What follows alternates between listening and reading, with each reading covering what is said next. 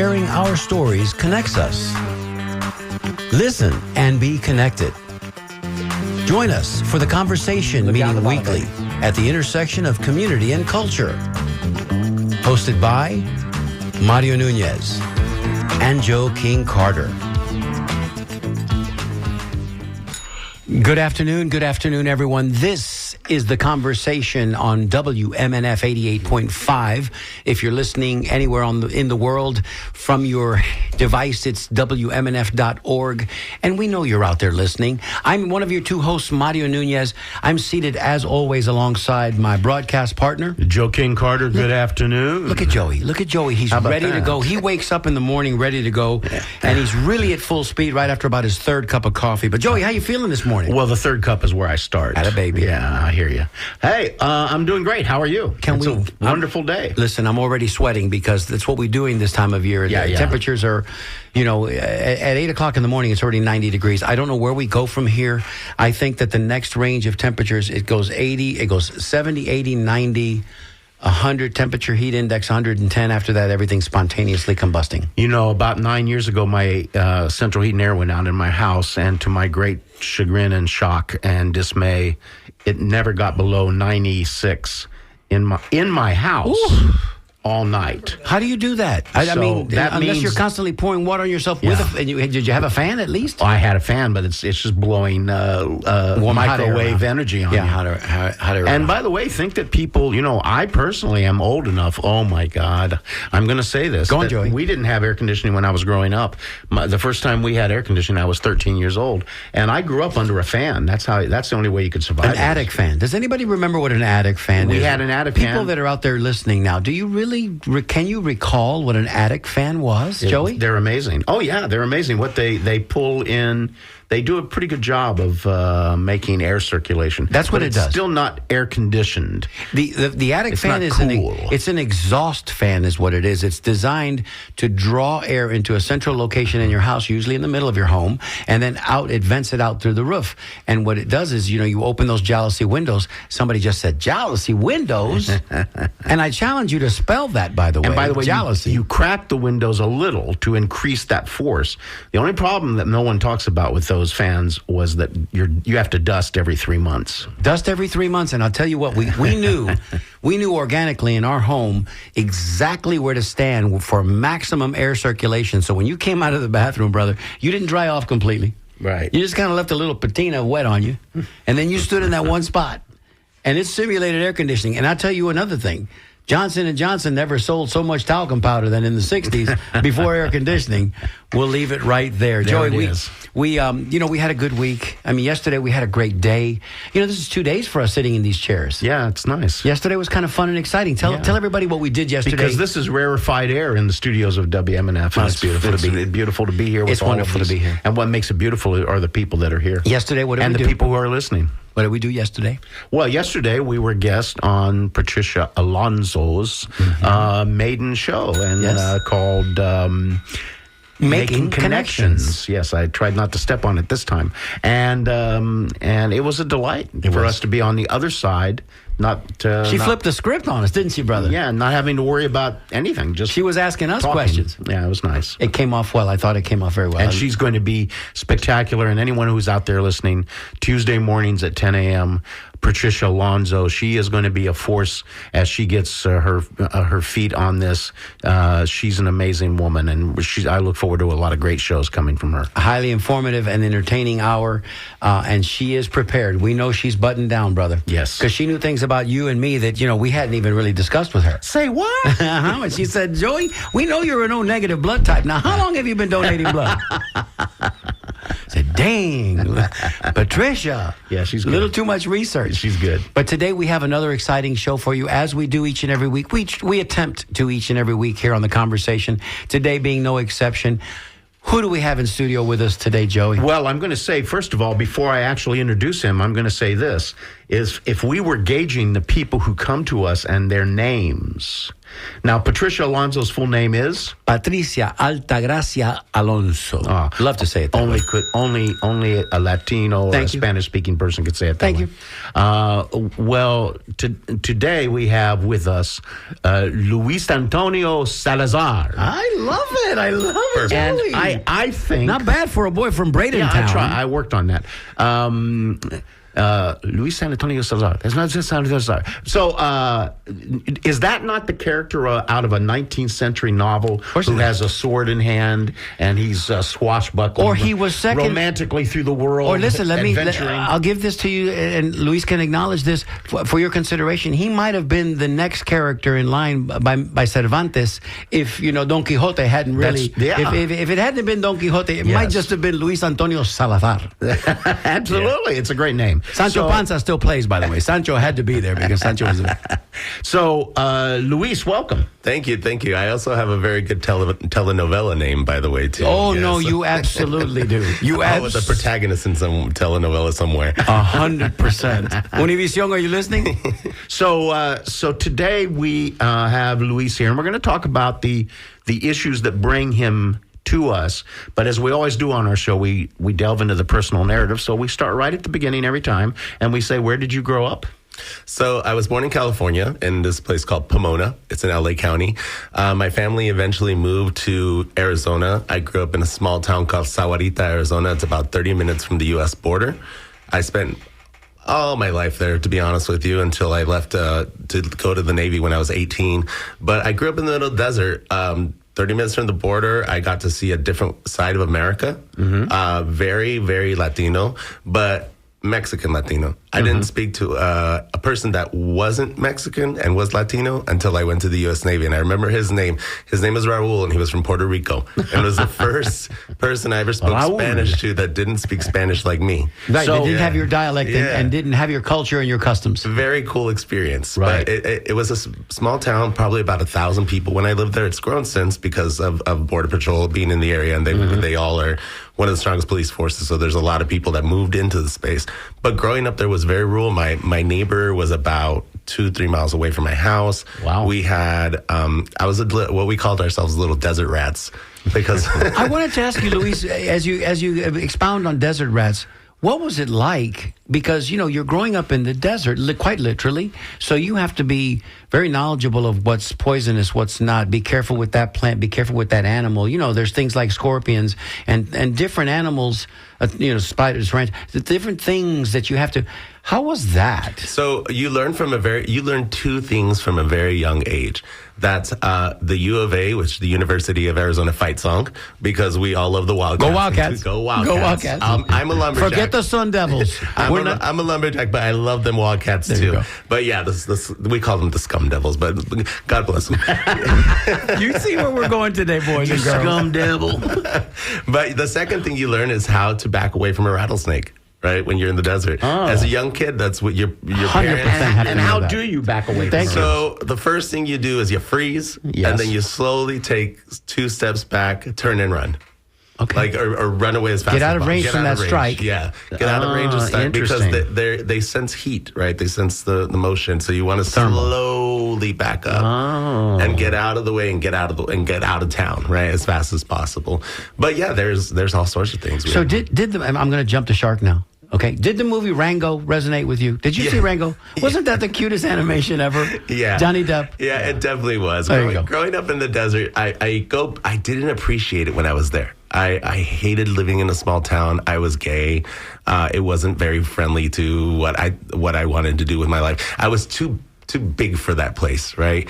And so I tried my whole life to escape it. I became an exchange student when I was 14 years old. I got to go live in Australia for a year. Oh, how cool is that? Yeah, that was amazing. And I thank you to the Rotary Club for making that experience possible. Shout out Rotary Club. Yeah, and then I joined the Navy as well when I was 18.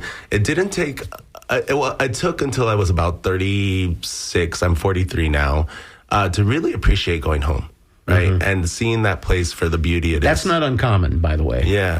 It's not uncommon. I hated it before. When you're in the midst of it, you don't see any of the beauty. No. You just see the toil and why am I stuck here? And 30 miles from the. I blame my parents. I was like, "Why did you come here? Why did you come all here?" places?" We had a well, we had a septic tank, we had for years we had no electricity or running water. It was thanks to organizations like the Rotary Club, like the Lions Club, that helped the communities grow, right, and got us running water. And You're literally fetching water and chopping wood. You're literally doing that. It really was. It was almost frontier life, but you're living indoors, but barely. We had a mobile home we lived in, and we would heat up water over fire and then put it in a bucket and go inside.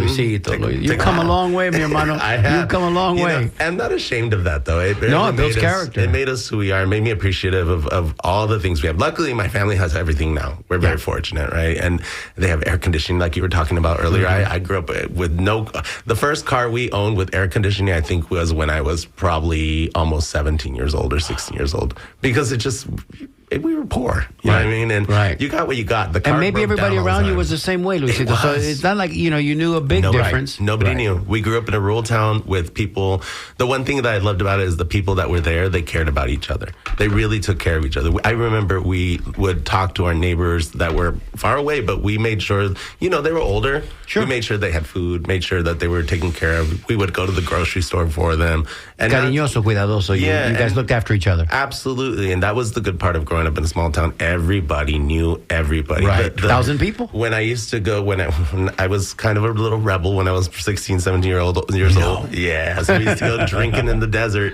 And drinking in the desert. We drank by the beach or by the lake, but you were drinking in the desert, please. So the sheriff would come and like catch us, and he's like, "I'm going to call your mom," and he had my mother's phone number, so it was a direct line.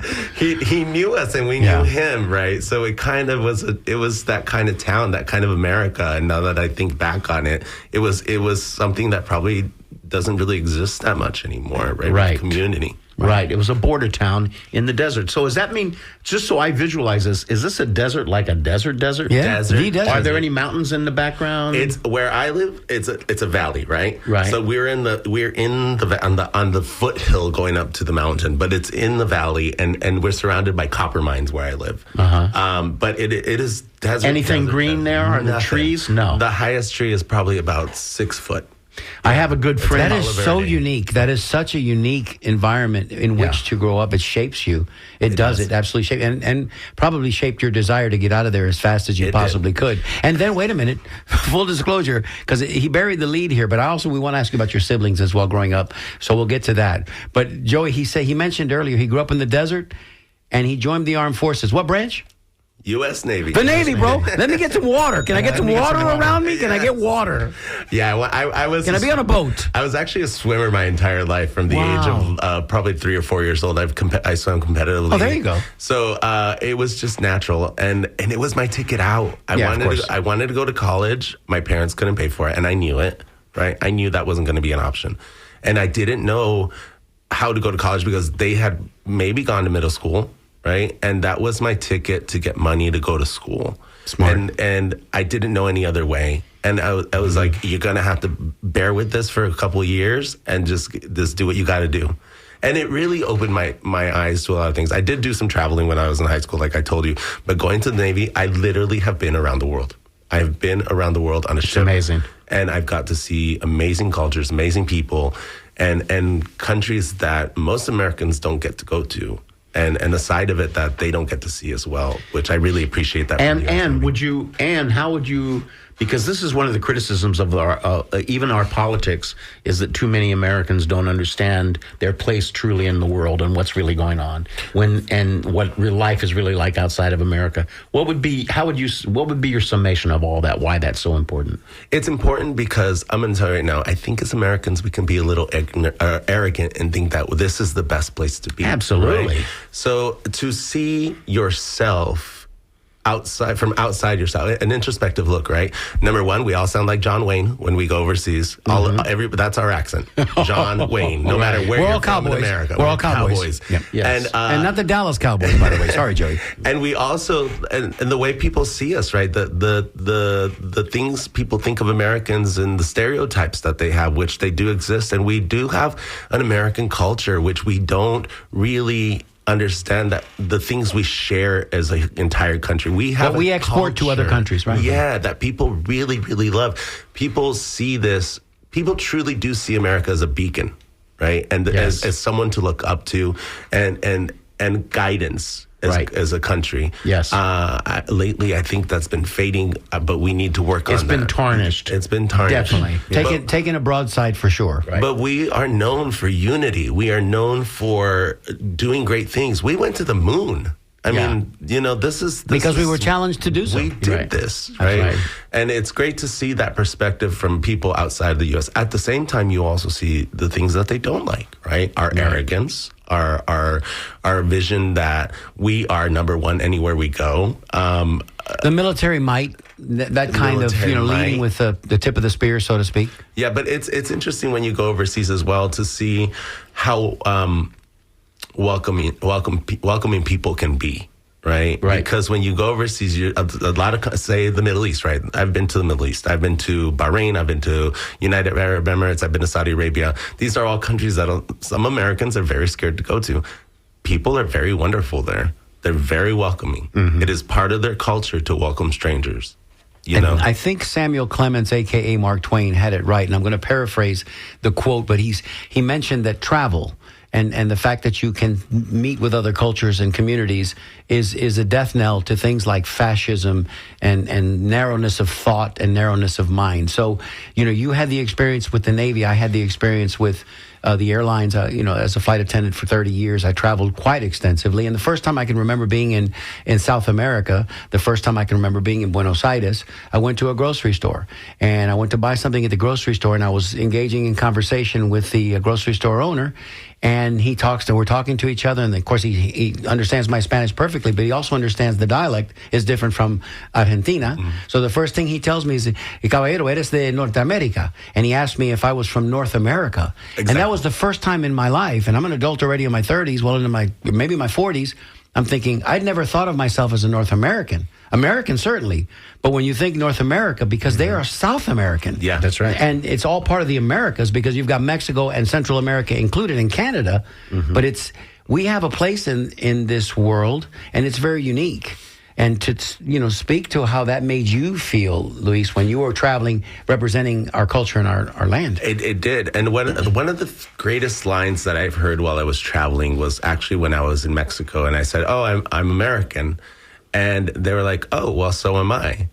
And I had to think about it for a minute, and I had to really put things together and realize that this whole place is called America. Pan America, right? Pan America. The whole thing. Central America. We are all part of the American continent. Right. And it's a centrist view that we have as U.S. American citizens people that live here that we're the number one spot there. But these places are beautiful. I really recommend people go there. The fear that people put in you to not to go there because of violence or whatever, it doesn't exist in the tourist areas. So you need to go see these places. And it's important for us as Americans to really see what's going on outside of the U.S. to have a look at what life could be like, right? The coolest thing I ever saw was when I was in Denmark, and there are babies literally just outside in their carriages, and nobody's stealing them. Their parents are inside having coffee and eating lunch or whatever, and they're just on the sidewalk. Right. That's a kind of culture or place that I want to live in, where you can trust your community to be that safe. Right. And here we are asking for that stuff, but it's something that we need to visualize and see so we can say, you know what, that's possible.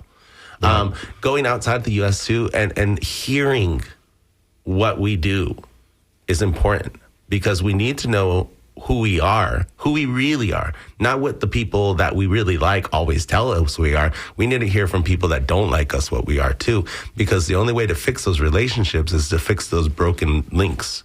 Correct.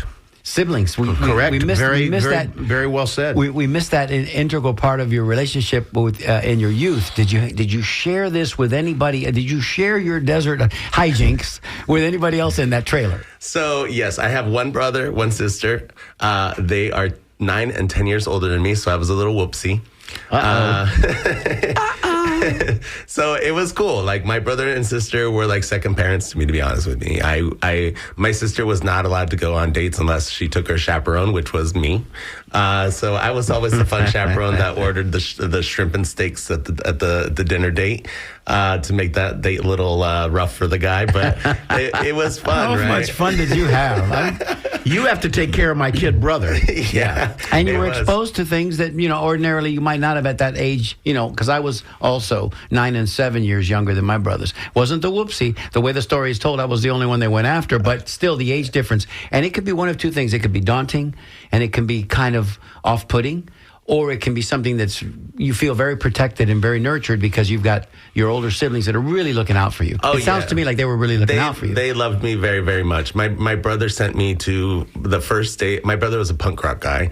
So the first day of first grade, he gave me Liberty Spikes and sent me to school. My mother, nice.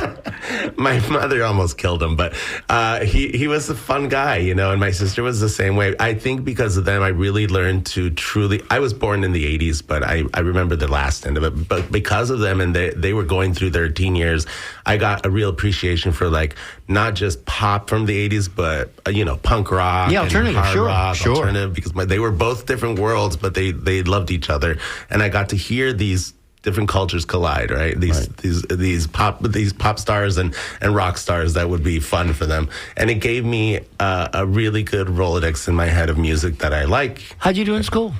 I wasn't the greatest student in high school. I went to, I think I should have been in some sort of ESL program, right? Because I learned Spanish, which stands for? English as a second language. Thank you. Yeah, I learned Spanish first when I was a young child. At the age of at 5, right before I went to kindergarten, I was kind of given a quick lesson on English to the point where I went to school and they're like, no, he's fine. But I really struggled with grammar and punctuation. I still do because I was living in two worlds, right? Yes. I would go home and everything's in foreign Spanish. Land, right?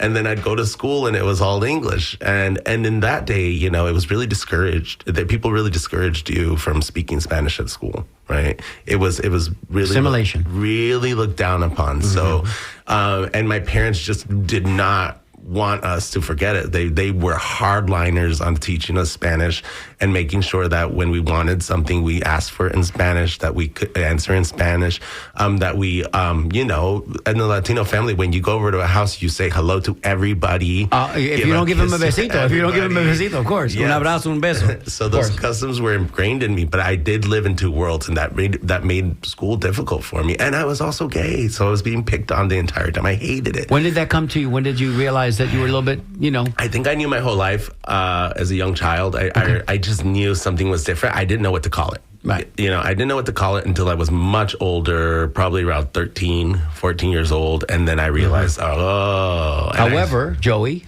we're looking at Luis, not a small guy. Right. Kind of a big guy. Yes. I wouldn't go pushing on him too much because you don't know if he knows jiu-jitsu, karate, and all those other funny words. That's true. But I'm saying, did you participate in any sports growing up? I did. Soccer. Come on, tell me you played soccer. You say you swam. I did play soccer. I always tell my dad, isn't it funny? Because my brother, who's the punk rock guy, is like the big musician, right? He can pick up any instrument and play it like in 5 minutes. What a talent. Yeah, and I was the jock in the family. So I played soccer. I was on swim team. I was on wrestling. I was on track and field. I did a little tennis. I loved playing team sports.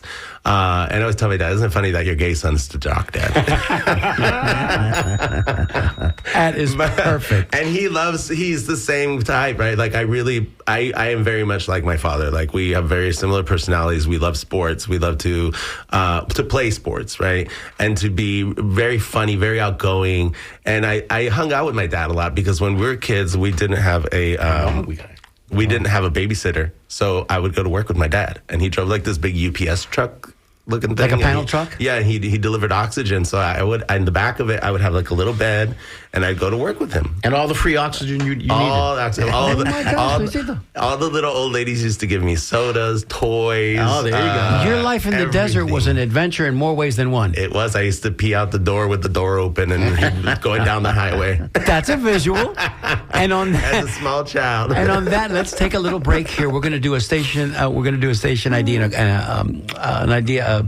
A show idea is what better said. Yes. And Hi, I'm Patricia Altagracia Alonso, and you're listening to The Conversation with Mario Nunez and Joe King Carter on WMNF 88.5 FM, Tampa. Oh, Patricia. Thank you, Patricia. That was wonderful. So if you're just joining us now, you're listening to The Conversation on 88.5 WMNF here in Tampa.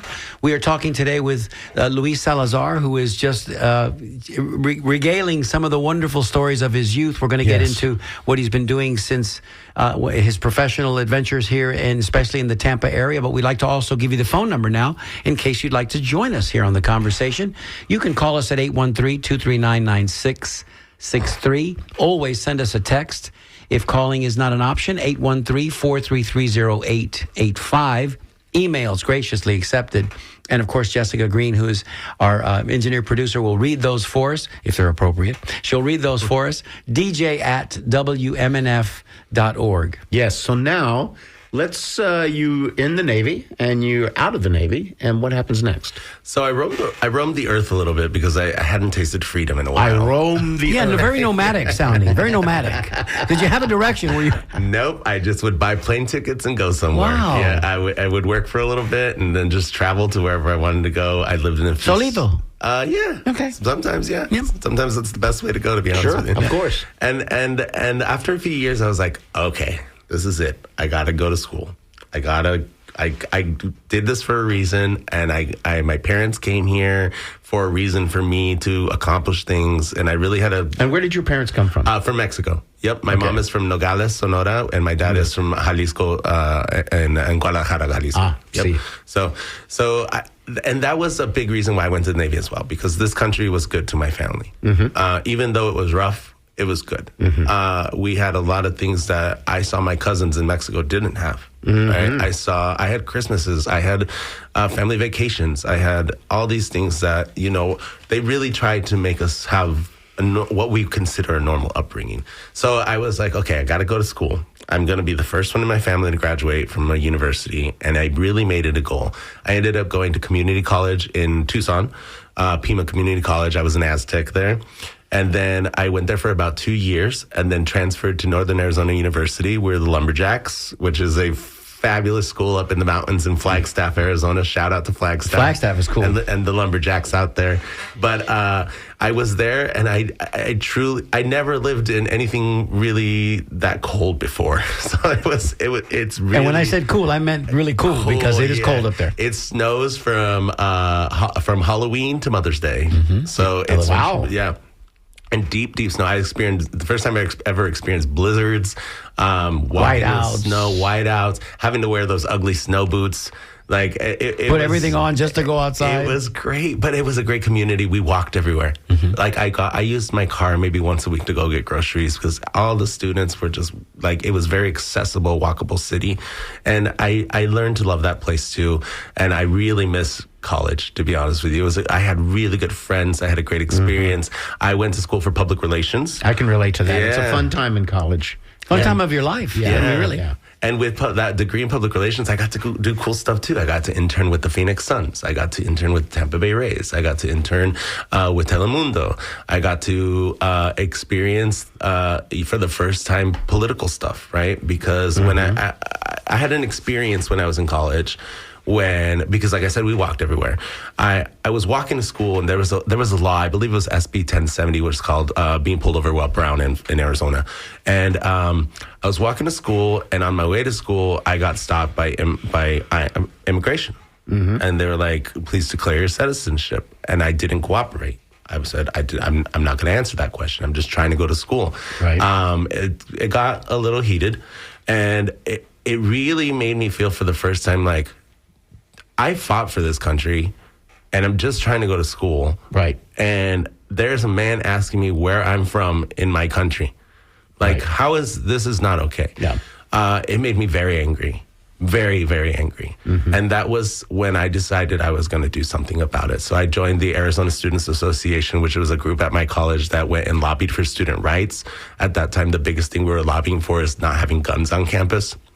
And to make sure that, tuition stayed affordable for students like me that didn't have opportunities to go to college. I had to go to the Navy. And that really got me on a path of a hunger for being an advocate for people. And I had a really good teacher. My mom and dad were advocates without even knowing about it. They would help people that were undocumented that I would find in the desert. In your community? In the desert. I would find undocumented people in the desert and be like, come on, my mom's going to help you. And I'd show up at the door and she'd yell at me for a little bit, but then we'd bring them in, get them showered, get them fed, make sure they feel safe, and take them to sanctuary churches. Which what a great example! What a great example your parents set for you. Yeah, and I can't tell you how many people they helped, and it wasn't just undocumented people. Anybody in the community. My mom would give you her shirt off her back. Would give you her plate of food, and she would not eat so you could have something. Like she's just that kind of person. Mm-hmm. My dad is the same way too.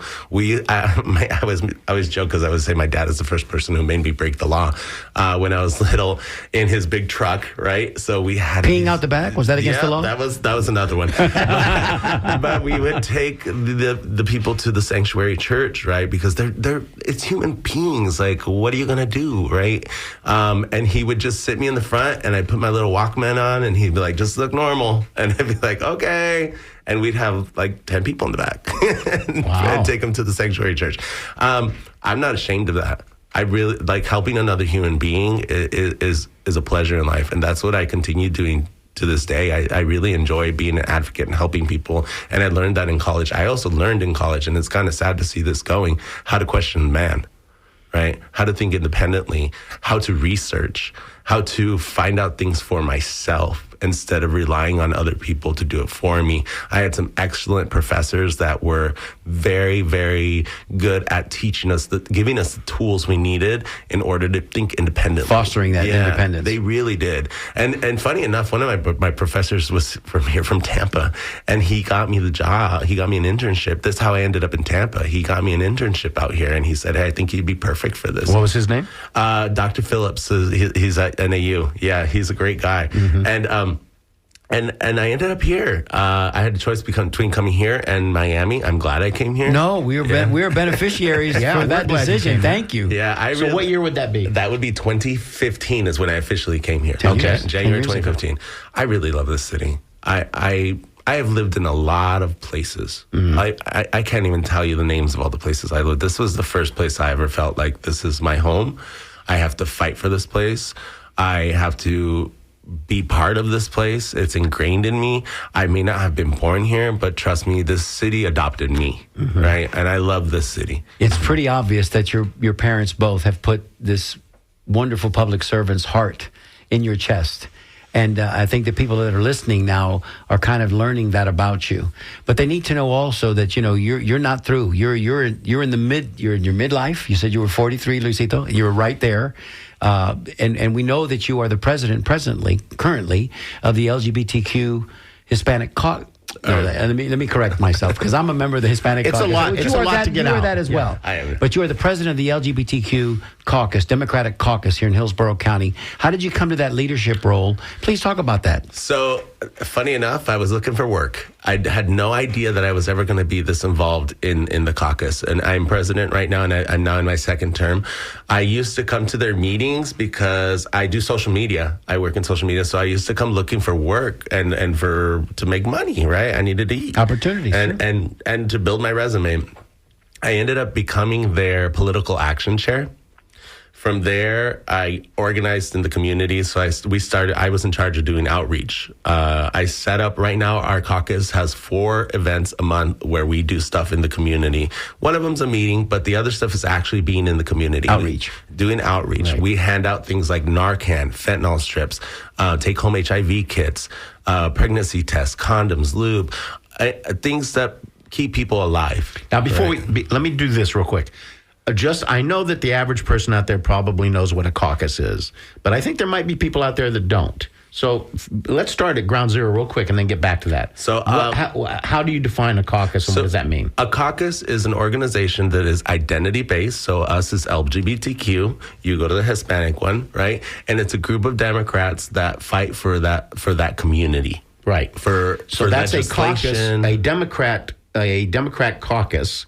That is a caucus that has the characteristics of that identity. Yeah. So give me 5 examples of other caucuses you didn't mention. So we have the Hispanic caucus, the LGBTQ caucus, the environmental caucus, the Jewish caucus, the disability caucus, the Black caucus. Excellent. Right? Okay, good. So I think people out there now get the sense of how that works. It's a subset, if you will, of the Democrat. We're all Democrats. We're all part of the Democratic Party, but we all, and it's not siloed because we do cross-reference and we work with each other constantly. Right. But we are in our groups so that that's the focus of our outreach. Let's put it that way. Yeah, right. And the communities that we're going to inspire to vote. Right. That's what it should be. That's right. So now we can go back to where you were. I'm sorry. So we do outreach. We hand out those resources to young people. I go to where young people are at. I go to the clubs in Ybor. Southern Nights is the club I go to, and I hand out resources. They just actually are going to switch places, so we'll be going to their new club when they open up. And I make sure I talk to them about petitions, the importance of voting, why safe spaces like that they're in, if they really like those spaces, they really need to start paying attention to what's going on because they can very easily be taken away with a stroke of a pen. So it's for us as a caucus, our goal is to educate voters about what's going on. Since I became the president of the caucus, we've changed that conversation a little bit because before you used to go, when we would go canvassing is where you go knock on a door and you're like, hey, let me tell you about the Democratic Party or these candidates. Classic canvassing. Yeah. So I had a instance where I talked to a person at the door and they said, you only come around when you want my vote. I said, okay, well, I promise you I'll be around year round. So for 3 years now, we've been doing year-round organizing. And the conversation we have at the door isn't, these are my 3 points. The conversation we have at the door is, what is going on in your life and what would make your life easier if you could do it right now? Would it be childcare? Would it be better transportation? Would it be rental assistance? Would it be a better job? And how can we fight for those things? And they tell me. I have people tell me what their issues are. Because any issue you have, I 100% can always bring it back to why it's important to vote. Right. And that's what we are fighting for. We really need to regain our voter advantage here in Hillsborough County. We need to regain, some civility, to be honest with you, because the issues I fight for are for better education, for you to have a safe neighborhood, for you to be able to have a good job, and for you to be able to get from point A to point B in this country without being harassed. Right. What you experienced personally. Yeah, that was really deep for me. And we fight for those things because they're not partisan issues. Those are American issues. Correct. You want healthcare. You want a safe home. You want a safe neighborhood. You want your kids to get a great education, a great public education, hopefully, and a great public school.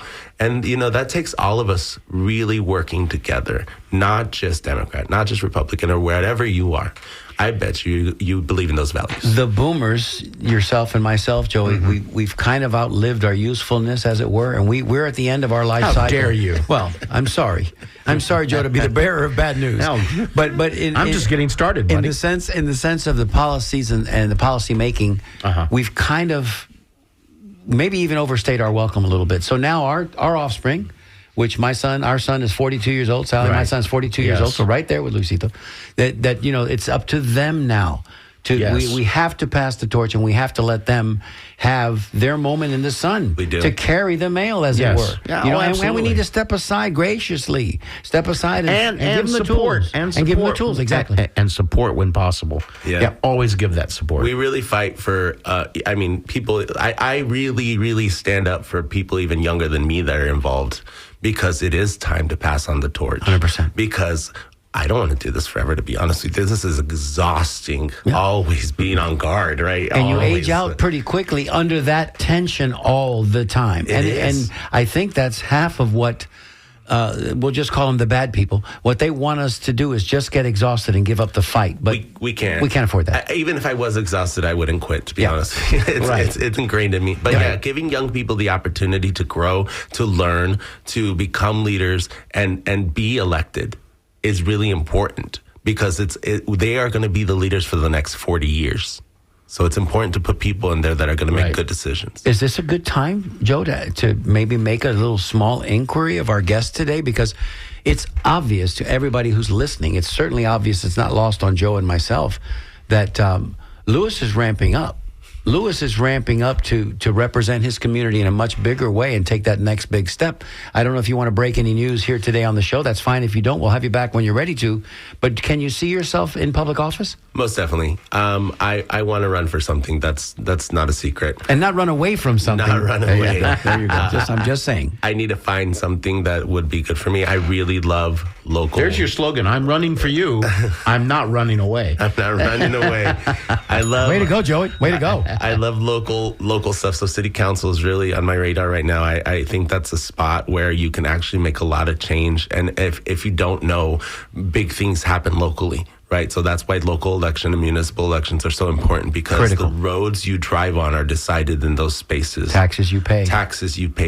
Your immediate environment that you experience is local. It's always great to vote up the ballot and at the higher offices as well, but we really need to really pay attention to what's going on locally because if you see right now what's going on locally, it's not good. Right. It's not good. Right. Public education's under attack. They're widening the roads instead of giving us real solutions.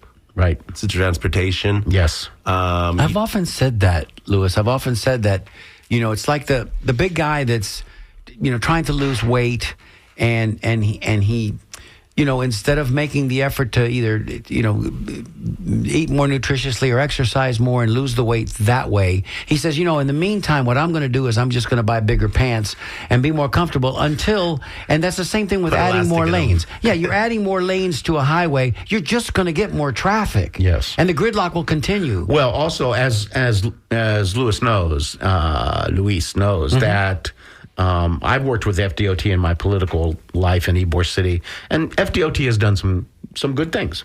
But the problem is that we have a system by which contractors make money to make roads. It's bureaucracy. Concrete. And that is a kind of, in a sense, the kind of thing that all capitalism deals with in its most unhealthy parts. But the point is that's part of the big problem. Is that we have an ingrained system of expanding roads because people profit from that. We do. And that's has to be addressed somehow. And I don't see that being addressed. And I think it needs to be. So when you're on council. Yeah, Luis. Come on, Luis. We got your back. Now, we got your back. We actually, at the caucus, are having this conversation because we feel that things are not good for us right now. As a party, we are not very well liked. It is a fact. I'm going to admit it myself if nobody else wants to. So we have to fix the problem and take an introspective look at ourselves and see what we are doing to push away voters or people that want progressive ideas. Young people. I register young people to vote all the time. They don't register as Democrats or Republicans. They register as MPAs. Okay. Which stands for? For no party affiliation. Thank you. And I have conversations with them. And a lot of times I think us as Democrats, we think we're the heroes of the saga. And we're not. Because those MPA voters see us as just as evil as Republicans or Democrats. We can Republicans. We can be, Luis. We can be. We need to change how we speak to people. Yes. Thank you. Yeah. I mean, I think change some ideas too as well. I think it's set up. If I could opine for a minute, I think it's set up for us to be the good guys. We always were traditionally the good guys. But we've taken our eye off the ball a little bit. We've taken our eye off the main goal. And the values we stand for, right? The economy, environment, healthcare, young people being able to have a future. Diversity, equity, and inclusion. Equity, inclusion. These, if we stand for these things, why are these young people not standing with us? Right. So we're having panels all summer long. We're having one on Tuesday. It's called No More Lip Service. We're taking, how are we going to win back our marginalized voters? Right. And how are we going to inspire them? How are we going to inspire them? How are we going to really look at ourselves and say, okay, you got yourself here. Now it's time to find some solutions, right? Because I think right now people are looking for solutions. We all know how someone can live rent-free in our head. I'm not going to say his name, but he can live rent-free in our head. Stop doing that. Right. Stop. And no more platitudes. Yeah. No more telling me, elucidating what the problem is, because we can see it with our own eyes. Exactly. Just I know. let's work towards solutions. Let me give that phone number out again for those of you that would like to join us. We're coming rapidly to the close of another wonderful Wednesday edition of The Conversation, but please, we'd love to hear from you. 813-239-9663 is the number to call, and we do have a caller on hold who's been waiting for a couple of minutes, and let's go to Miss Julie in Tampa. Julie, you're on the air. Hey, Mario. Hey, Joe. Good job. Luis, don't just consider city council. Think of Hillsborough County Commissioner Josh Wastel needs to go. He does not work for the people, so keep that into the open. And I'll talk to you all later. Julie, you're the best. Thank you so much for calling, always with your insightful commentary. What say you, Luis? And for caring so much about us. Most definitely. There are so many things we need to be worried about right now and change. And I have that is an option, right? I need to find out what is the most where I can win, right? Because it's not about you can can't help if you don't win. Can't help if you don't win. Whatever, but if you don't win, you can't bring change. And connecting with people is the way we win. There is definitely a group of young individuals in this city that want change, and we have to support them, right? Because it's not just enough wanting it, right? Because if and when I do run, I'm going to tell you the truth right now. I'm going to need money, and I'm going to need a lot of it, and I'm going to need volunteers, and I'm going to need support. Well, I'm right? out. Attaboy, Joey. But it can happen if we all do a little bit. Of course. Right? What is it saying? Many hands? Many hands helps, right? Like Make light work. We can create this change of a community that we see that we want. We also have to remember that we are Americans, no matter where we are or on the political aisle, that we stand for something greater than a political party, and that is America, right? The land where people grew and expanded this nation on the backs of immigrants. That people here are strong, we are smart, we are capable when we are united. Yes. And it is important that I not only have the support of Democrats, but the support of Republicans as well, that see a vision of a better place to live. Here, Luis. And I'll tell you what, we are kinder and gentler and more considerate than we're showing right now. We're better than this. We are. I believe this in my heart. We are better than this. We are most We definitely. also, another thing too, is that young people, you're talking about this particular demographic, is there's the meme that goes on through a lot of social media out there, is that young people are not very well educated, and young people this, and there's a lot of dumping on young people. When in fact, what I find is that my friends who are in their 20s, who are very young, are incredibly perceptive and incredibly smart. They've grown up under, even if the education system at some level might have failed, they have accessed the information system online, and they've become very smart. And they are asking the right questions, and that's what we need to do. That's 100%. the change. 100%. We do have another caller. We're so grateful for that. Let's go ahead and take that call currently. Bill in Inglewood. Bill, what say you, sir? Well, I was listening. I just got in the car and heard, and the first thing I heard was if they build more traffic lanes, they will cause more traffic. I got an issue with that. The thing is, we can't stop the developers from building more houses, which brings more people, which contributes to more traffic. We've got to have more lanes to support this traffic, especially if there's an evacuation. I don't really think you've thought that through. So, where we don't want more people living here to cause more crowding, we can't stop the dadgum developers from doing it as much as we'd like to. Well, Bill in Inglewood, I'm going to tell you, between you and me and my co-worker here, Joe, we need to stop them dang. We need to stop them. We need to have a real bad hurricane. So I'm being facetious, of course, Bill. And I understand what you're saying. And I wasn't intimating that the adding of the lanes was the main problem, because you need egress and regress. You need to have access roads. And, of course, when the new developments come in, they got to have roads that take them to the highways.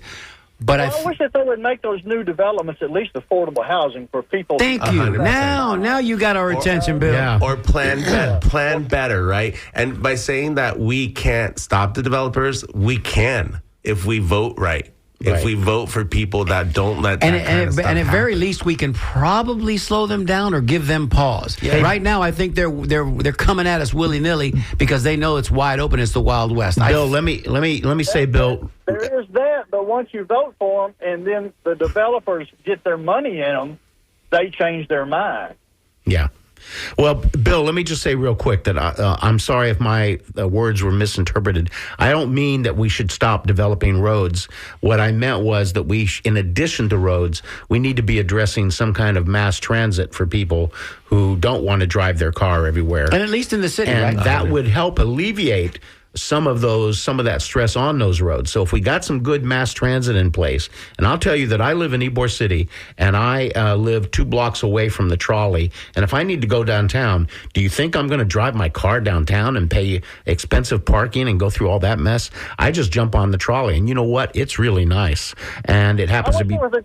I wish there was a trolley from Inglewood. Right now, I'm traveling from... And there you go. Yeah, there should be. Yeah, We should have high-speed rail already. So by what now. we need are good solutions all the way around. And you're talking about development. The other issue is, and Luis is sitting with us talking about his own political aspirations, is the problem is that many of the individuals who are in political office, this is how I see it, are not going to get voted in if they say, I want to regulate or limit development, because that goes to somebody else who says, well, now you don't like jobs, do you? Mm-hmm. So all of that combined is something we need to address in Florida, because we can't just keep growing and growing and growing and not have some concern for how big that waistline is going to get. 100%. Perfectly said, Joey.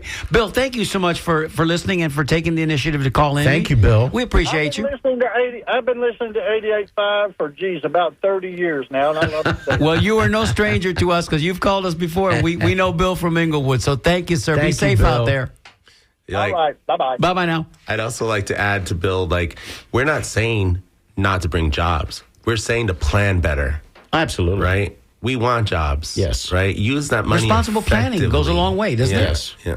Well, planning, I'm a big advocate of planning, because if you go to the grocery store, you're going to have a list that says bananas and milk. If you don't bring that list with you, you're going to forget the bananas. You might remember the milk. So there's the issue, right? And Jessica's signaling to us that she might have something to contribute from the email side. Jess? Yeah, we just got somebody who wrote in that just gave a great line here. My Greek ancestors gave many good things to civilization.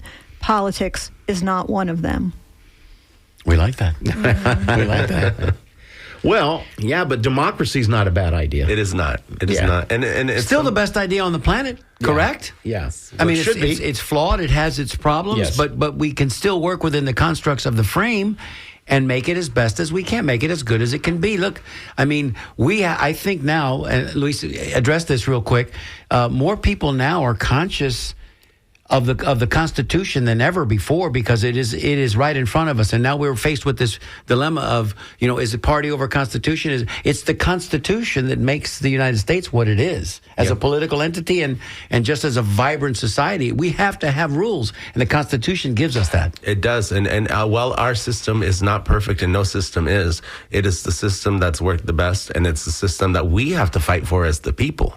Right, Correct. We are the constructors of this Constitution and what it represents. This idea that it could get better, it only could get better if you participate in the system. Right, it's important for you to be there in the conversation, in the room, talking about the things that affect your community and what you want to see in that community. We'd like to always, say that we're going to find equality, or that we'll finally get to equality one day. I'm a firm believer, and I might be seen as bad in this. I don't think we'll find equality, because there's always going to be someone trying to take it away from you. But we can fight for equality forever. And that's why we have to have guardians that believe in equality and believe in something bigger for our communities, always speaking up and defending that vision. of what Spoken like a America grassroots guy right there. Before you know we what? He's sign got off- my vote. Before we sign off, I want to say that, Luis, you've done a wonderful job today of acquitting yourself and introducing yourself to the community writ large. And you're welcome to come back here anytime to continue the conversation. And in this last minute, is there anything that you would like to add real quick, just about your caucus or about what you're doing or anything? How they can find you. Definitely. If you want to come join us, we are the Hillsborough County LGBTQ Democratic Caucus. We're on all the socials. I'm going to end this call with saying we reach our community in every single possible way we can. And right now, there is a need for us to be united and go out there and reach out to people that we usually don't talk to. If you don't do it with me, I hope you do it with someone else.